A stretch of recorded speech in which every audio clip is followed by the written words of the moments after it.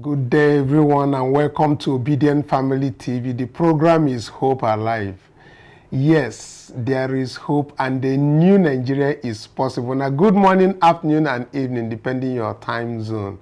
Welcome to the month of December, the Christmas month, and of course, we're here to have discussions on the things that are happening in Nigeria. And as you know, the breaking news around, going around or making rounds in Nigeria is about the former central bank governor, Godwin Emefiele, who is said to be the Nigerian top brass who forfeited 753 duplexes in Abuja Estate to Economic and Financial Crimes Commission.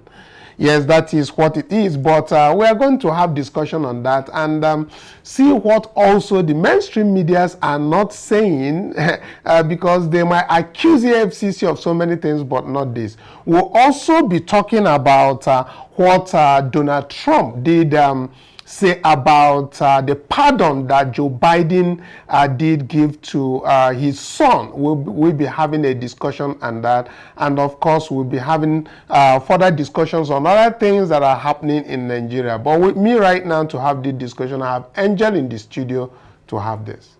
Welcome to the program Hope Alive. Sit tight, relax, let's discuss. All right, so recall that EFCC yesterday, in a press release just yesterday, announced its largest asset recovery since it was established, according by them. The statement noted that the assets owned by a former Nigerian top brass, according by them, is located in the Federal Capital Territory, spanning 150,500 square meters and comprising 753 units of duplexes and other apartments. The estate is situated on plot 109 for those of you in Abuja, Cadastral Zone C09, Lokongoma District, Abuja. Now, there are several Nigerians who have taken to their social media platforms to react. So they have reacted, the people on Arise. But let's first take the reactions from the Arise crew media this morning who actually deliberated on this. Let's take a listen to them. We'll come back and then we'll make our own input on that. Stands and negotiate with the workers, especially this Yuletide season. The Christmas season is not the time to be sacking people at this point. But also, I mean, we're going to keep highlighting the state governors. We're going to keep putting them on the spot. Kudos to the Enugu State Governor and kudos to Governor Ademola Adeleke. We'll take another story. The Economic and Financial Crimes Commission announced on Monday that it has recovered 753 units of duplexes and other apartments in Abuja that were fraudulently built by a former top brass of the government who is being investigated by the agency. EFCC, in a lengthy post on X, said that the forfeiture of the property is the single largest asset recovery by the agency since its inception in 2003, while some Nigerians on X have questioned the identity of the former government official involved in the crime. Let me take this reaction from Mr. Ebony. He wrote, "What is the name of the former top government official? Which ministry, department, or agency did he head? At what period in time did he head the government MDA he stole the money from? What was the amount he stole from the government's coffers? After the forfeiture of these properties, what next?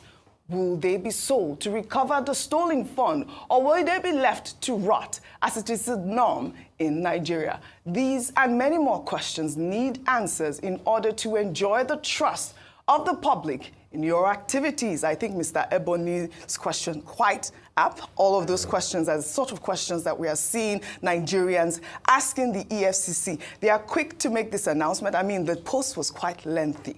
But you know, we have seen that the EFCC, they would normally post a normal Nigerian. I mean, I did see a picture of Bobrisky after he was arrested and all of that. And we've seen normal Nigerians being posted on their website. So who is this top or former top brass government official who was involved in this scheme? 753 duplexes. Ayo. People are speculating because, like you mentioned, there shouldn't be a different set of rules for certain Nigerians and another set of rules for more privileged Nigerians. 753 duplexes in Abuja, and I'm sure in a choice part in Abuja. I can't even begin to imagine when you estimate that what that would be in terms of money. How much money must have been stolen to be able to build this estate? The first thing I would say is that, number one, for transparency and to deter, I think there's an element of shame that comes with naming the perpetrators, except it's going to affect the current case in court, because it did say that the person in question is still undergoing the court process. So maybe that's the reason why they've chosen not to reveal their identity. But if the court has ruled that it's been evidence that the person is not able to trace how they got the money to build this estate without linking it to funds that were gotten illegally or funds that belong to the state, then we deserve to know who the person is. The second thing is that we often hear of these recoveries, and kudos, fantastic, EFCC, you've done your job, you've recover the asset. But then what happens to the asset afterwards? Where does it go to? Are they, like the question on X asked, in the spirit of transparency, let Nigerians know the full process, not just this big announcement and celebration of recovery of assets, but actually that to ensure that the loot is not relooted.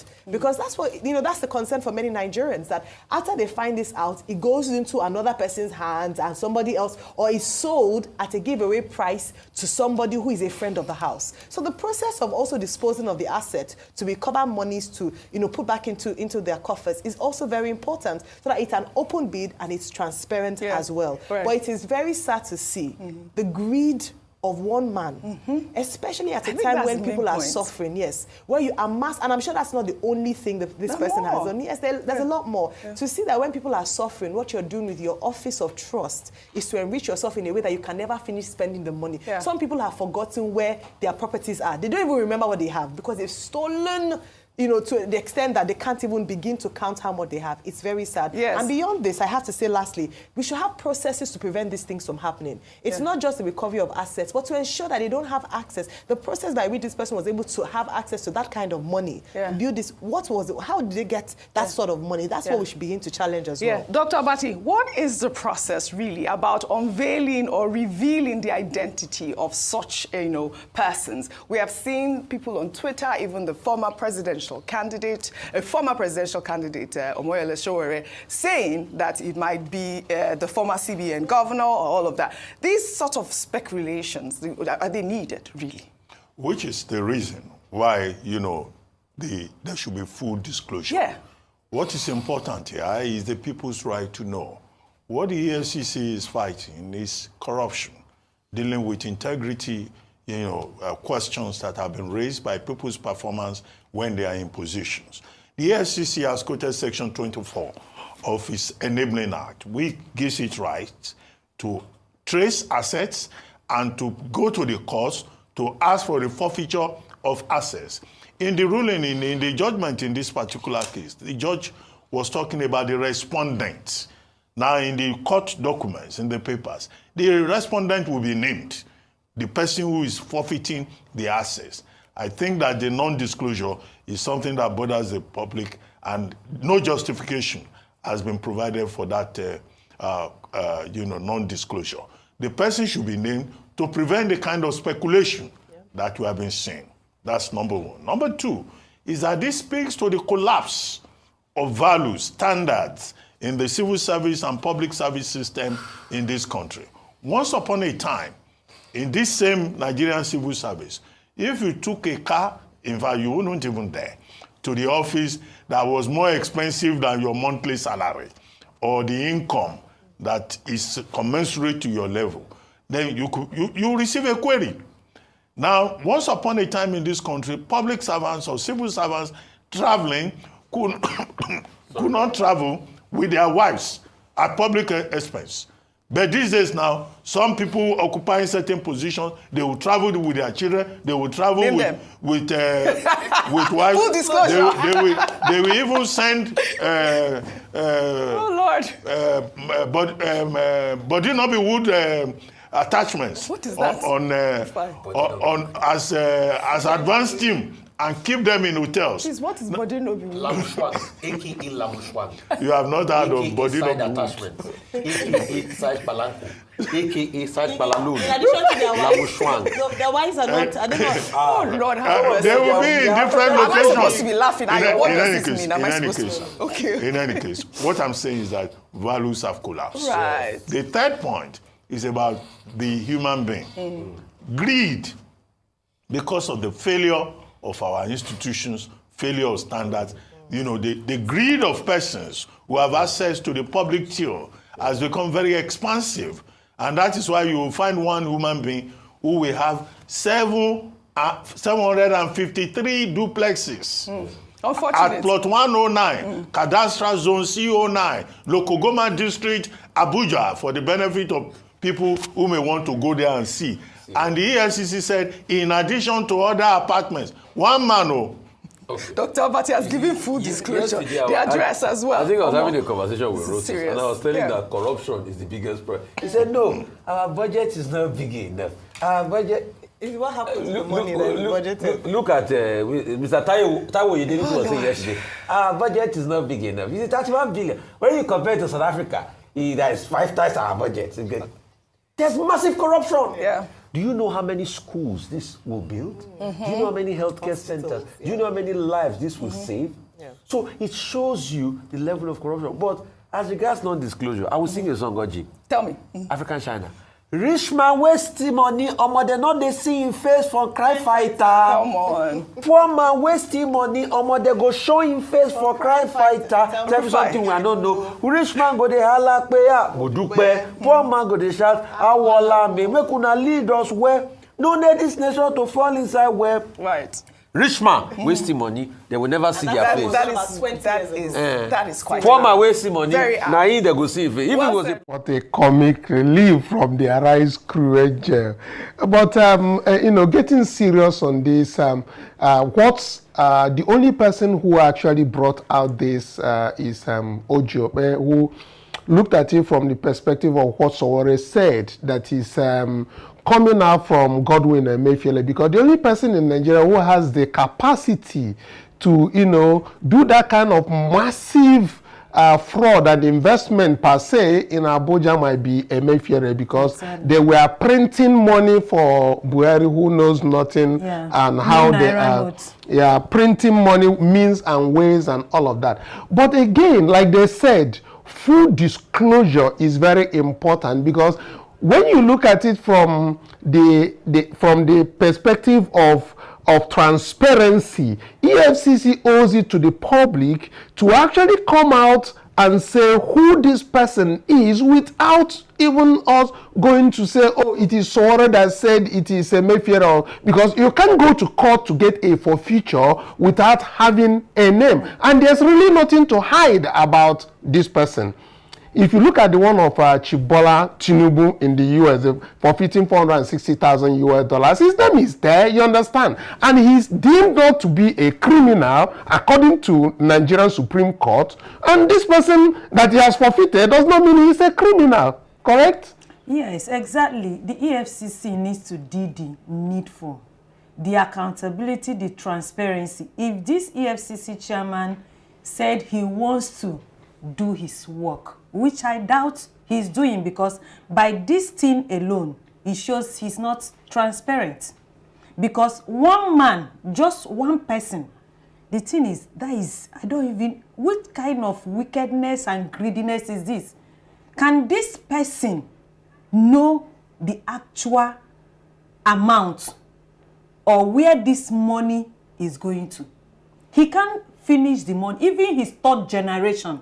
Why some people are homeless? That is the one that I have dealt with, Angel. Note that in Abuja, it has various different duplexes in different areas. This is just the one that they are focused on. I will guarantee you that when even individuals go out there to search for this kind of places that are houses, duplexes that are not being used in Abuja, you will find lots of them that is laundered money that is used on. Exactly, and it's very unthinkable. This is the corruption in the highest place. Yes, but again, I think that EFCC is shielding thieves. What they said is a top brass. They don't want to call the name. What EFCC does, are they parts? Maybe they have taken some portions of these bungalows, as the case might be, or some of the duplexes. Yeah. Maybe they have shared, because I saw a story that came out yesterday that even the IGP of police was involved in a transportation of a scam, moving of funds, millions of naira notes from Abuja to Lagos, that is involved. They have done oddly a whole lot. We'll discuss that later. It's only in Nigeria you will see unthinkable corruption. Yes. Only in Nigeria it can happen. Yeah. Just one person, 753 duplexes. Why some people are homeless, some are under the bridges, sleeping, even with children, and one man, just one person. And it's not as if this building is just the only building he has. Yeah. He has so many of them. Yeah. Okay. And the worst part of it is that if he's a poor man now, his faces will be all over the newspaper, just like all over the television. Yes. Just like, because of maybe iPhone or iPad.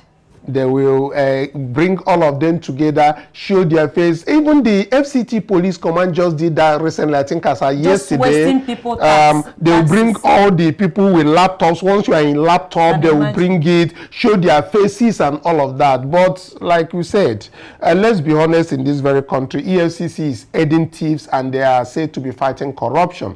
But let's quickly even dive into what is happening in the US, where I see that Donald Trump, even before he gets to power, is already taking action. I recall that Joe Biden pardoned his son. If you ask me, I say it's the right thing to do, because Trump is coming on, and of course we know as the case might be. So he pardoned his son, but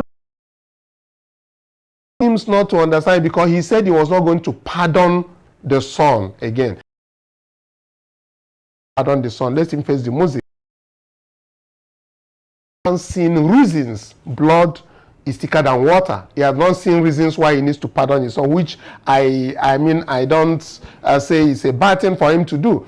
But Donald Trump has said something which is on the screen. He said, does the pardon given by Joe to Hunter include the other people who are involved? Let's have that very thing again. Okay, include the hostages who have now been in prison. So you get my point. And he said he was going to release the people, the other set of his people who are not 6. There are many of the rioters of the January rioters. Trump vows to, to release the January 6th rioters. So you see, he keeps taking action, include the 6 hostages who have now been in prison for years, such as abuse and miscarriage of justice. He's talking about different other things, but there's something he has said he was going to do, and that is that he's going to also release the people who was said to have been fighting for him on that his electoral fraud claim as at that very time. I want to hear your take on it. And finally, Donald Trump has also said that prior to him taking office, he wants the 7 hostages to be freed. He was talking to the Hamas and Israel, as the case might be. He said before the January 20th takeover, he wants those people, or else there will be consequences. Let me actually get this because I love his spirit. I saw that as a breaking news, and I said I was gonna bring that up. I love what Donald Trump said, because one good turn deserves another. If Joe Biden can pardon his son, him too can pardon the people that fought for him. Exactly. Okay, let me quickly take this because we don't have time. Okay, I saw it. Trump is demanding the immediate release of Israeli hostages still being held in Gaza, saying that if they are not freed before he is sworn into office for the second time, there will be hell to pay, in quotes, hell to pay. And let me now quote his tweet. He said, please let these truths serve to represent that if the hostages are not released prior to January 20, 2025, the date that I proudly assume office as President of the United States, there will be all hell to pay in the Middle East. And for those in charge who perpetrated these atrocities against humanity. This is what Trump wrote in a post on his Truth Social platform. That is what he said. So I think that is as much as we can take at this very time. Please do go to the comment section. Tell us your thoughts about what Trump has said. And again, about the EFCC and the Duplexes, the forfeited Duplexes saga. Tell us what your take is and whether a full disclosure is needed from EFCC, and also apologizing to Nigerians for not doing that for the first time. Until we come back again your way. Angel. Yes, so EFCC chairman, you need to do the needful. Nigerians need the full details of the person or persons that did this unthinkable corruption and wickedness to Nigerians. Because some people are homeless. Why one person just have 753? We are not even talking of 70 or 700 and... Please do the needful. We need the full details of the person. And the person must be brought to book. And these houses or these duplexes, you people forfeited, the person forfeited, we need the full details, how it happens or how it's going to end. You people should not share it among yourselves. Like, share, subscribe. Let all the obedience know what is going on. We thank you, we love you, but God loves you more. Bye for now.